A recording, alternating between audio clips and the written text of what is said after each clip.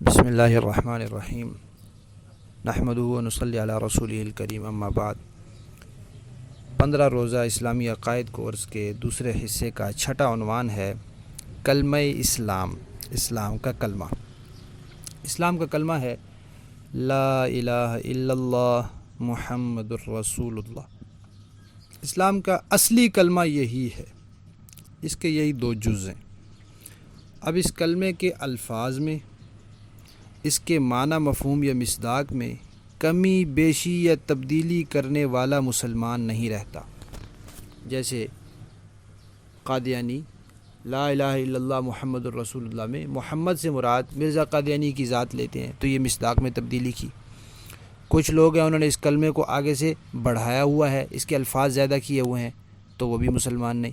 یہ اسلام کا اصلی کلمہ ہے، اس کے یہی 2 جز ہیں، اور اس کے کسی بھی طریقے سے اس میں تبدیلی کمی بیشی کرنا یہ اسلام کے خلاف ہے اور انسان کو دائرہ اسلام سے نکال دیتا ہے۔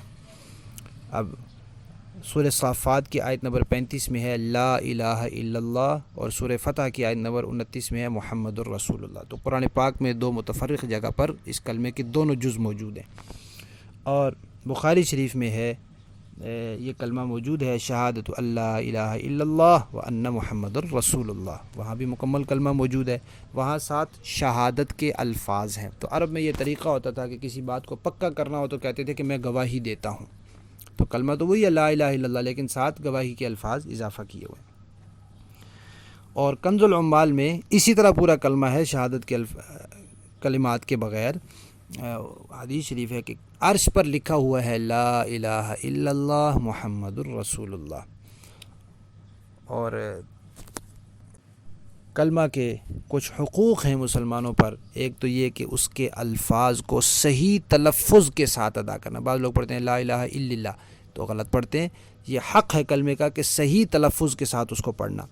نمبر 2، اس کا معنی جاننا کہ اس کا معنی کیا ہے، لا الہ الا اللہ محمد رسول اللہ کا کیا معنی ہے، الہ کا کیا معنی ہے، رسول کا کیا معنی ہے۔ تیسرا یہ پھر اس کا مطلب اور مفہوم سمجھنا کہ لا الہ الا اللہ، اللہ کے سوا کوئی معبود نہیں، اس کا کیا مفہوم ہے اس کو سمجھنا۔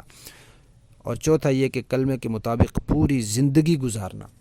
5واں یہ حق ہے کلمے کا کہ اس کلمے کے خلاف جو قوانین ہیں، اس کلمے کے خلاف جو دین ہے، جو احکامات ہیں، ان سے بیزار ہونا اور ان سے متنفر رہنا، نفرت رکھنا ان سے۔ یہ نفرت رکھنا بھی دین کا حصہ ہے، کلمے کا حق ہے۔